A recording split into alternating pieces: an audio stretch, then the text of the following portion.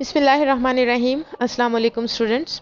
Students, in this lecture I'll be talking about Puritan age, which is also called Age of Milton, and this age started from 1600 and continued till 1660. Students, इस lecture में हम specially तीन चीज़ों को focus करेंगे। सबसे पहले हम एज ऑफ मिल्टन के जनरल करैक्टरिस्टिक्स को डिस्कस करेंगे, उसके बाद लिटरेरी करैक्टरिस्टिक्स को, और स्टूडेंट्स फाइनली हम एज ऑफ मिल्टन के प्रोज को डिस्कस करेंगे। पोइट्री को कवर करना इस लिमिटेड लेक्चर में थोड़ा डिफ़िकल्ट होगा क्योंकि ये एक वास्ट टॉपिक है, तो स्टूडेंट्स पोइट्री को हम नेक्स्ट लेक्चर में कवर करेंगे। और स्टूडेंट्स बात करते हैं प्यूरिटन एज की। अगर स्टूडेंट 1600 से लेकर 1660 का जो पीरियड है वो प्यूरिटन एज या एज ऑफ मिल्टन कहलाता है। प्यूरिटन एज इसको इसलिए कहते हैं क्योंकि इस दौर में प्यूरिटन स्टैंडर्ड्स जो हैं वो फॉलो किए जा रहे थे इंग्लैंड में, और एज ऑफ मिल्टन इसको इसलिए कहते हैं क्योंकि John Milton was the greatest literary figure in those days. And आप ये माइंड में रखें कि John Milton was also a Puritan. तो स्टूडेंट्स, मैंने आपको जैसे कि हर लेक्चर में बताया है कि जब भी कोई नई मूवमेंट या नया पीरियड स्टार्ट होता है तो स्टूडेंट्स उसका अल्टीमेटली लिंक जो है प्रीवियस पीरियड के साथ होता है, या तो वो उसका प्रीवियस पीरियड से टोटली ब्रेकअप होता है या उससे किसी न किसी तरह से कनेक्टेड होता है। तो स्टूडेंट्स, अगर हम इसके प्रीवियस पीरियड यानी कि एलिज़ाबेथन एज की बात करते हैं तो ये एज हिस्ट्री की गोल्डन एज थी, सबसे ज़्यादा गोल्डन एज हर लिहाज से, क्योंकि इस एज में बहुत सारी सोशल रिफॉर्म्स हुई, बहुत सारी एजुकेशनल रिफॉर्म्स हुई, और लिटरेचर के लिहाज से तो ये मोस्ट फ्लावरिंग एज थी। थिएटर को बहुत ज़्यादा बूम मिला, और मार्लो, शेक्सपियर, स्पेंसर जैसी लिटरेरी फिगर सामने आई। लेकिन जब हम एज ऑफ मिल्टन की बात करते हैं तो स्टूडेंट्स इसमें बड़ा हमें दोनों एजेस में बड़ा शार्प कंट्रास्ट नज़र आता है। लिटरेचर के लिहाज से ये कोई as compare to Elizabethan age इतनी ज़्यादा फ्लोरिशिंग एज नहीं थी, लेकिन इस एज में भी हमें बहुत सारे जीनियस राइटर्स नज़र आते हैं, और सबसे बड़ी एग्जांपल जो है वो जॉन मिल्टन की है। लेकिन स्टूडेंट्स, ये शार्प कंट्रास्ट क्यों हुआ, ये किस वजह से जो है वो थोड़ा फॉल नज़र आता है हमें लिटरेचर में, ये हम डिस्कस करेंगे इस लेक्चर में। तो स्टूडेंट, सबसे पहले हम इसके जो है जनरल करैक्टरिस्टिक्स हैं उनकी बात करते हैं। स्टूडेंट्स, जैसे कि आपको पता है, ये कहा जाता है कि literature is the mirror of society. तो किसी भी वक्त के लिटरेचर को जानने के लिए हमें उस एज के सोशल, कल्चरल, पॉलिटिकल बैकग्राउंड को भी देखना पड़ता है। तो हम सबसे पहले यही देखेंगे कि प्यूरिटन एज में सोशल कंडीशंस क्या थी, यानी कि इसके जनरल करैक्टरिस्टिक्स क्या थे। तो स्टूडेंट, सबसे पहले हम बात करते हैं सिविल वॉर की। ये वाला जो पीरियड है, जो प्यूरिटन पीरियड है स्टूडेंट्स, इस सारे पीरियड में सिविल वॉर जारी रही इंग्लैंड में, और इस सिविल वॉर ने इंग्लैंड के लोगों को दो हिस्सों में डिवाइड कर दिया था। एक सेक्शन जो लोगों का वो था किंग के साथ लॉयल, और दूसरा सेक्शन किंग के अगेंस्ट था। और स्टूडेंट्स, ये इंग्लैंड की हिस्ट्री का सबसे ज़्यादा यू कैन से कि सैड पार्ट था, और ये क्राइसिस उस वक्त शुरू हुए जब जेम्स वन, जो कि क्वीन एलिज़ाबेथ के बाद जो है वो किंग बना था उसका इंग्लैंड का। तो स्टूडेंट्स, जब जेम्स वन ने चर्च को बहुत ज़्यादा इंपॉर्टेंस देना शुरू कर दी और पार्लियामेंट को इग्नोर करना शुरू कर दिया, ठीक है। जबकि स्टूडेंट्स, क्वीन एलिज़ाबेथ की अगर हम बात करें तो उसने हमेशा अपने सब्जेक्ट्स को, अपनी रियाया को इम्पोर्टेंस दी थी, लेकिन जेम्स वन ने रियाया को इग्नोर करना शुरू कर दिया। और फिर क्या हुआ कि स्टूडेंट्स, प्यूरिटन्स जो थे उन्होंने भी कॉन्स्टिट्यूशनल रिफॉर्म्स की मूवमेंट स्टार्ट कर दी, और 1642 से इंग्लैंड में बहुत ज़्यादा हॉस्टाइल पीरियड जो है वो स्टार्ट हो गया, ठीक है। 1642 से इंग्लैंड में जो है बहुत हॉस्टाइल पीरियड स्टार्ट हुआ, और जेम्स वन की डेथ के बाद, जब जेम्स वन की डेथ हुई तो उसके बाद स्टूडेंट्स उसका बेटा चार्ल्स वन किंग बना इंग्लैंड का। और जो चार्ल्स वन था वो तो बिल्कुल जेम्स वन तो सब्जेक्ट्स की केयर नहीं करता था, लेकिन चार्ल्स वन तो उससे भी बढ़कर निकला। उसने सब्जेक्ट्स को टोटली इग्नोर कर दिया, ना सिर्फ इग्नोर किया बल्कि लोगों के फंडामेंटल राइट्स की एनक्रोचमेंट शुरू कर दी। उनके फंडामेंटल राइट्स को भी जो है वो उनको एनक्रोचमेंट उसकी शुरू कर दी, उनको उससे महरूम करना शुरू कर दिया। और स्टूडेंट्स ये बहुत बहुत ज़्यादा टायरनिकल रूलर था। तो इससे फिर क्या हुआ कि सिविल लिबर्टी तो लोगों की बिल्कुल ही ख़त्म हो चुकी थी। और फिर ये सारा कुछ जब हुआ तो स्टूडेंट्स यहाँ पे एक हम लोग एक और स्पेशल फिगर देखते हैं, ओलिवर क्रॉमवेल, जो कि एक पार्लियामेंटेरियन था। उसका जो है रोल बड़ा ज़्यादा है स्टूडेंट्स। ओलिवर क्रॉमवेल की लीडरशिप के अंडर प्यूरिटन्स ने इस के ख़िलाफ़, यानी कि चार्ल्स वन के ख़िलाफ़ जो है वो आवाज़ उठाई और एक रेबिलियन स्टार्ट हो गई। स्टूडेंट्स, क्रॉमवेल का कहना था कि इंग्लैंड में सिर्फ पार्लियामेंट्री सिस्टम एग्जिस्ट कर सकता है और मुनार्की का खात्मा होना चाहिए, मुनार्किकल सिस्टम एग्जिस्ट नहीं कर सकता। और स्टूडेंट्स, इसकी ओलिवर ओलिवर क्रॉमवेल की इस बात से बहुत सारे लोग अग्री भी थे, मगर बहुत सारे लोग अग्री नहीं थे, क्योंकि उनका ख्याल था कि मुनार्की का ख़ात्मा जो है वो टोटली ख़ात्मा नहीं होना चाहिए। किंग्स को रूल करना चाहिए कंट्री को, मगर सब्जेक्ट्स के मैटर्स में, यानी कि रियाया के जो जो पर्सनल मैटर्स हैं या सोशल मैटर्स हैं, उनमें इंटरफेयर नहीं करना चाहिए। ठीक है, इनको हेड होना चाहिए कंट्री का, किंग्स को, लेकिन इनको बहुत ज़्यादा इंटरफेरेंस नहीं करनी चाहिए लोगों के मामलात में। लेकिन स्टूडेंट्स, क्रॉमवेल ने इस चीज़ को नहीं यू कैन से कि एक्सेप्ट किया, और इसने अपने जो उसके साथ कुछ लोग थे, अपने हामियों के साथ उसने रिवोल्ट जो है ये जारी रखी। और फिर स्टूडेंट्स, आखिरकार क्रॉमवेल की कोशिशों से और उसके साथियों, उसके हामियों की कोशिशों से चार्ल्स वन को 1649 में कत्ल कर दिया गया। ठीक है, और स्टूडेंट्स, लेकिन उसको चार्ल्स वन के कत्ल होने के बाद भी स्टूडेंट्स पॉलिटिकल स्टेबिलिटी उस दौर में नहीं आई, और ये पॉलिटिकल इंस्टेबिलिटी जो है मज़ीद 11 साल तक जारी रही। और फिर स्टूडेंट्स, ये 11 साल तक क्यों जारी रही? क्योंकि फिर क्रॉमवेल की डेथ के बाद जब लोगों ने डेमोक्रेटिक जो है वो ये चार्ल्स वन की डेथ के बाद, उसको कत्ल करने के बाद ये 11 साल इसलिए स्टूडेंट्स जारी रही कि इन 11 सालों में कॉमनवेल्थ की इस्टेब्लिशमेंट हुई, और ओलिवर क्रॉमवेल जो है वो बहुत पावरफुल हो गया था। स्टूडेंट्स, शुरू में जिस तरह से इसने मूवमेंट स्टार्ट की थी मोनार्की के अगेंस्ट, लोगों की लिबर्टी के लिए, उस वक्त लोगों ने इसको अपना सेवियर समझना शुरू कर दिया था। लेकिन बाद में जब इसके हाथ में पावर आ गई तो ये एक बहुत सख्त किस्म का डिक्टेटर जो है वो साबित हुआ। बहुत रिजिड और इनफ्लेक्सिबल जो है वो डिक्टेटर के तौर पे ये सामने आया, और इससे बहुत सारी प्रॉब्लम्स क्रिएट हुई। इन दिनों में बहुत स्ट्रिक्ट लॉज जो हैं वो पास किए गए, तो लोग काफ़ी हद तक इसके अगेंस्ट हो चुके थे। तो फिर जब स्टूडेंट्स क्रॉमवेल की डेथ हुई, और क्रॉमवेल की डेथ के बाद लोगों ने जब डेमोक्रेटिक यू कैन से कि गवर्नमेंट का, डेमोक्रेटिक सिस्टम का एक्सपीरियंस कर लिया, मोनार्की का खात्मा हो चुका था, इन्होंने डेमोक्रेटिक सिस्टम का भी जो है एक्सपीरियंस कर लिया था, जो कि बिल्कुल भी सक्सेसफुल नहीं हुआ था इंग्लैंड में। तो 1660 में स्टूडेंट्स फिर से मोनार्की को रिस्टोर किया गया, तो उसको रेस्टोरेशन पीरियड कहते हैं। 1660 से ऑनवर्ड जो है रेस्टोरेशन पीरियड है। तो इस दौर में स्टूडेंट्स, ये जो सारा दौर है इसमें सिविल वॉर इंग्लैंड में जारी रही। बहुत सारी कॉन्स्टिट्यूशनल चेंजेस आई, बहुत सारी पॉलिटिकल, सोशो पॉलिटिकल चेंजेस इस दौर में आई। और दूसरी इम्पोर्टेंट जो है बात इस दौर में क्या थी? Puritan movement. ठीक है स्टूडेंट्स, प्यूरिटन मूवमेंट ये एक्चुअली एक रिलीजियस मूवमेंट थी जो with in church of England start हुई। और ये प्यूरिटन्स क्या थे स्टूडेंट्स? प्यूरिटन्स एक्चुअली ये वो लोग थे जिनका मानना था कि इंग्लैंड का चर्च जो है ये अभी भी रिजेम्बलेंस रखता है रोमन चर्च के साथ।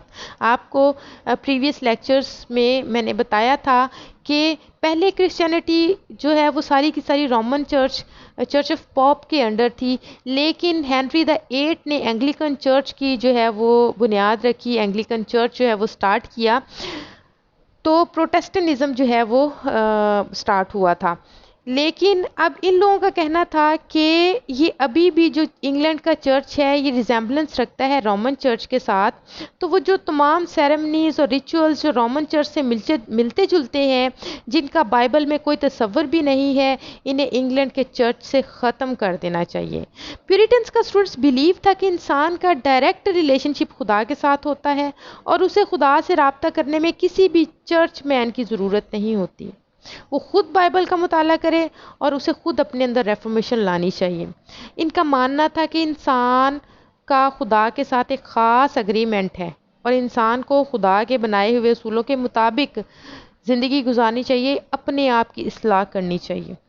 ठीक है स्टूडेंट्स, तो प्यूरिटन मूवमेंट स्टूडेंट्स जो रेनेसा की मूवमेंट है इससे पहले जो कि एलिज़ाबेथन एज में स्टार्ट हुई थी, वो पेगन और सेंशुअस मूवमेंट थी।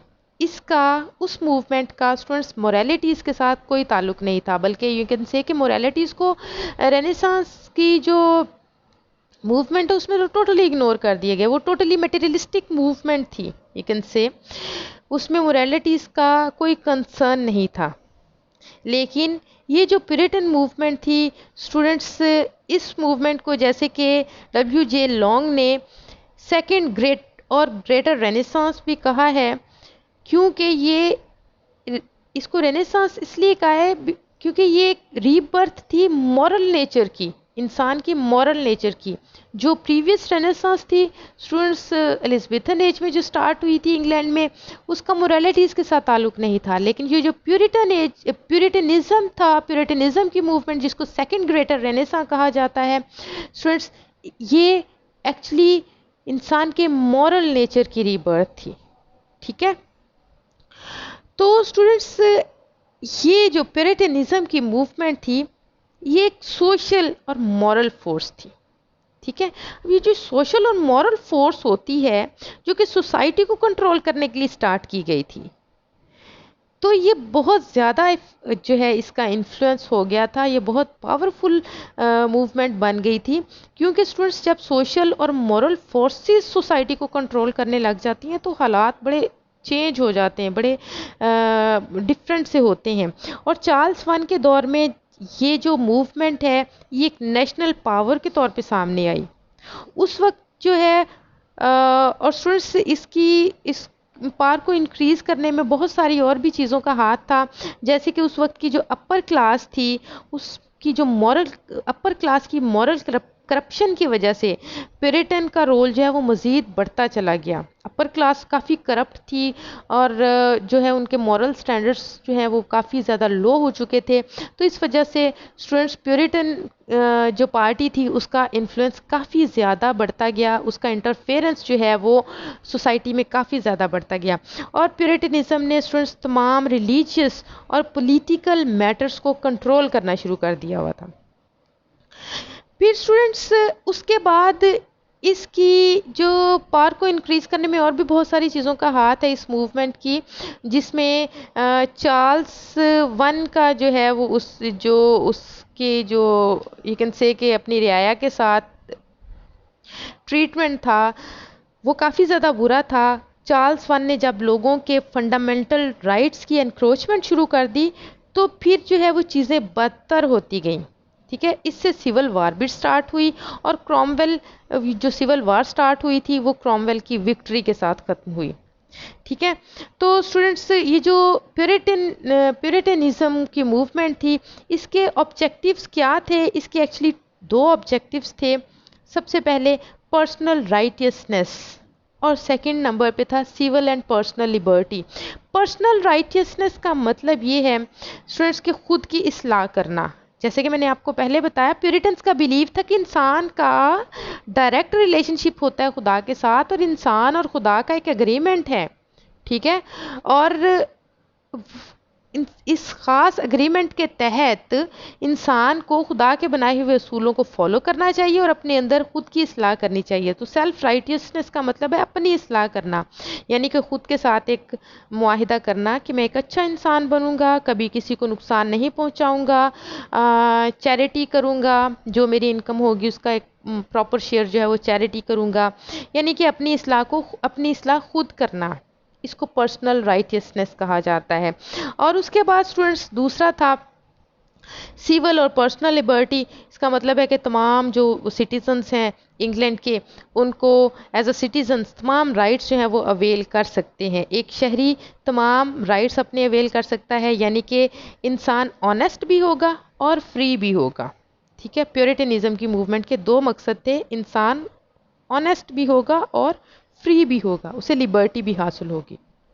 और स्टूडेंट्स, जो प्रोमिनेंट प्योरिटन्स थे उस एज के, जो प्रोमिनेंट फिगर्स थी, वो हैम्पडन, इलियट, मिल्टन, हुकर और क्रॉमवेल। ठीक है, ये लोग प्रोमिनेंट प्योरिटन्स थे उस एज के। अब स्टूडेंट्स हम बात करते हैं लिटरेरी करेक्टरिस्टिक्स की। इस एज ऑफ मिल्टन के लिटरेरी करेक्टरिस्टिक्स की बात अगर हम करें तो स्टूडेंट्स, सबसे पहले तो डेफिनेटली आपको मैंने बताया कि जो भी सोशल कंडीशंस होती हैं उसका लिटरेचर पे काफ़ी ज़्यादा इफ़ेक्ट होता है। तो स्टूडेंट्स, ये प्यूरिटनिज्म की जो मूवमेंट थी इसका काफ़ी ज़्यादा इफ़ेक्ट हुआ था लिटरेचर पे। प्यूरिटनिज्म की मूवमेंट जो है वो सिर्फ एक यू कैन से कि मूवमेंट थी, तो सिर्फ एक मूवमेंट, ये लोग जो प्यूरिटन्स थे ये कोई मजहबी फ़िरका नहीं रखते थे। लेकिन जैसे जैसे स्टूडेंट्स वक्त गुजरता गया, प्यूरिटनिज्म की मूवमेंट एक बहुत फोर्सफुल नेशनल मूवमेंट बनती गई। और क्रॉमवेल के दौर में जब क्रॉमवेल एज अ डिक्टेटर सामने आया तो स्टूडेंट्स बहुत सारा सख्त लॉज जो हैं पास किए गए। सख्त लॉज क्या पास किए गए कि इंसान की जो छोटी छोटी खुशियाँ, simple players were forbidden, theaters were closed, they condemned science and art, they ignored appreciation of beauty, they said no to all things। यानी कि इतने स्वेयर लॉज पास किए गए कि इंसान छोटी छोटी खुशियों से महरूम कर दिया गया। लोग ऊंची आवाज़ में बात नहीं, हंस नहीं सकते थे, लोग पार्टीज़ में नहीं जा सकते थे, डांस नहीं कर सकते थे। They were not allowed to do to avail anything, you can say, यानी कि उन्होंने, ये प्यूरिटन्स ने हर चीज़ को नो कर दिया था। ये साइंस और आर्ट के अगेंस्ट थे, ये ब्यूटी को अप्रिशिएट नहीं करते थे। तो यू कैन से कि ये करना है, ये नहीं करना, do this, do not do this, ये सारा कुछ जो है ये बहुत सख्ती से इम्पोज कर दिया गया था लोगों पर। सबसे बड़ी बात ये कि थिएटर्स भी क्लोज कर दिए गए थे, क्योंकि स्टूडेंट्स उनका कहना था कि थिएटर्स जो है इमोरालिटीज़ को जो है वो, थिएटर्स की वजह से इमोरालिटीज़ जो है वो सोसाइटी में इंक्रीज़ होती हैं। तो उसके बाद स्टूडेंट्स, ये जो पीरियड है स्टूडेंट्स, इस दौर की पोइट्री में दो चीज़ें जो है वो हमें बहुत ज़्यादा नज़र आती हैं, pensiveness and soberness. Pensiveness means pessimism, soberness means seriousness. यानी कि पोइट्री में पेसिमिज्म और सीरियसनेस के अलावा कुछ नज़र नहीं आता। यानी कि स्टूडेंट्स, अगर हम एलिज़ाबेथन एज की बात करें तो उस एज में वाइटैलिटी, रोमांस, शिवेलरी, ये सारी की सारी चीज़ें हमें नज़र आती थी। लेकिन जो है एज ऑफ मिल्टन में पोइट्री में से ये सारी चीज़ें वैनिश हो गई।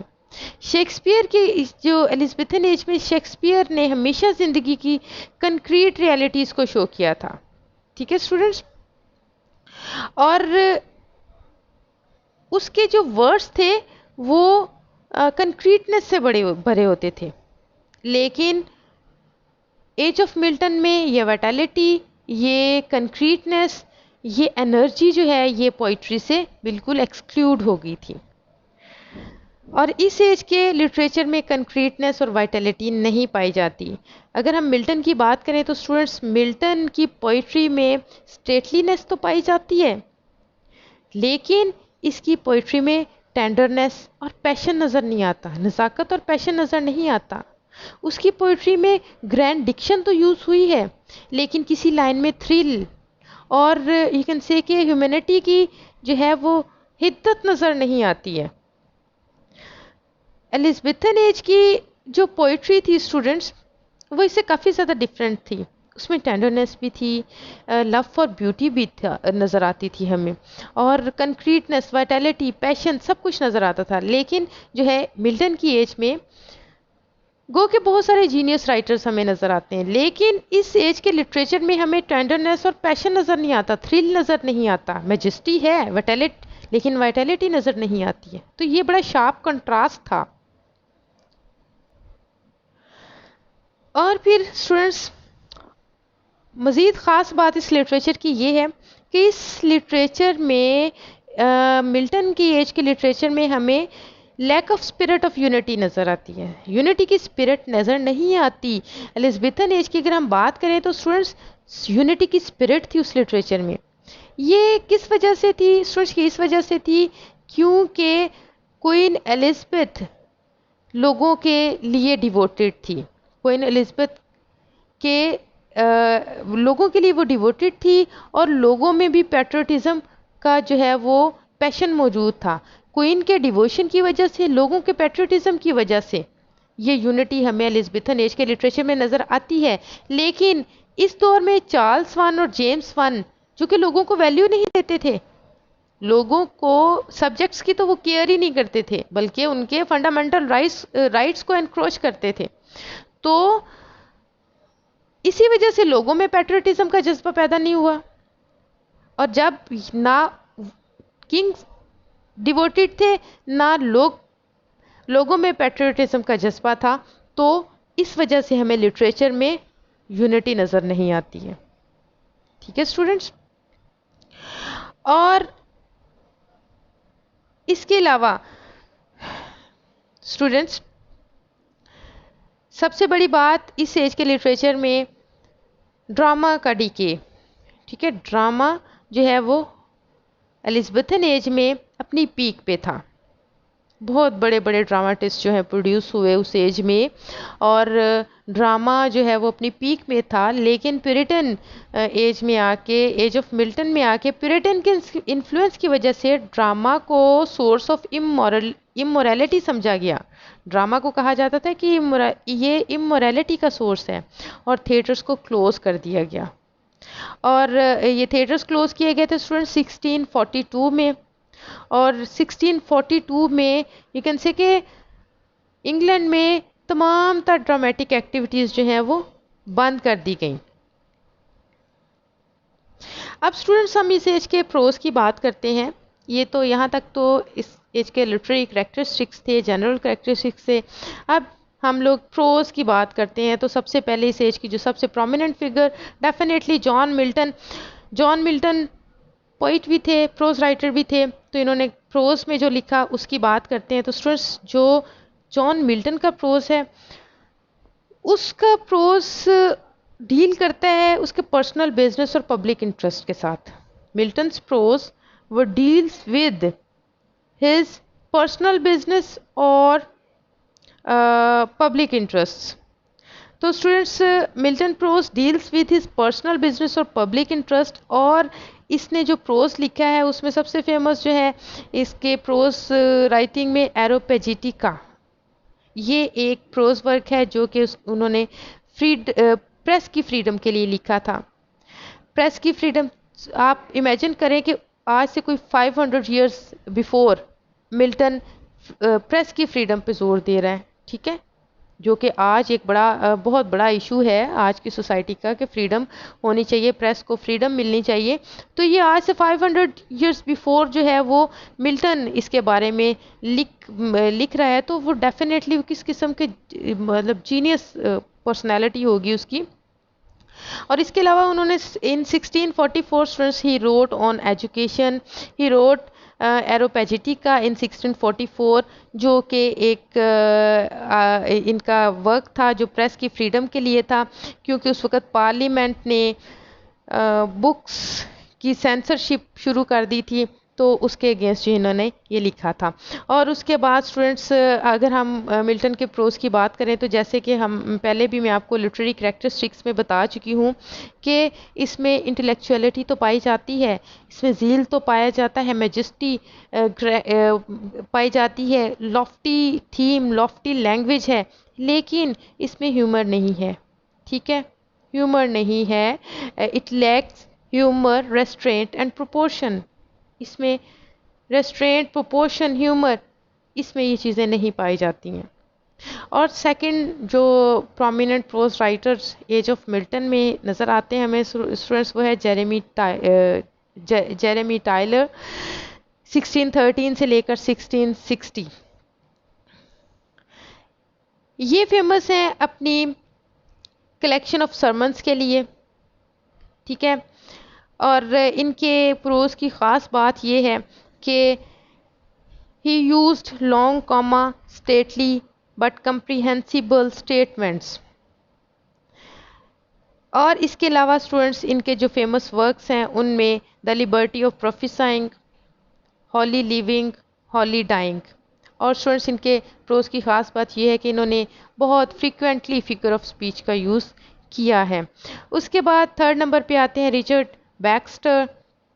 इन्होंने लिखा द सेंट एवरलास्टिंग रेस्ट, जो इनकी प्रोमिनेंट चीज़ है। और ये वाली जो इनका वर्क है students, it is religious in matter and aim and his style is simple. Next Thomas Fuller. Students इन्होंने सीरियस टॉपिक पे लिखा, हिस्टोरिकल बुक्स लिखी, जो है फेमस इनके वर्क्स हैं the history of holy war, the church history of Britain and the worthies of England, ठीक है।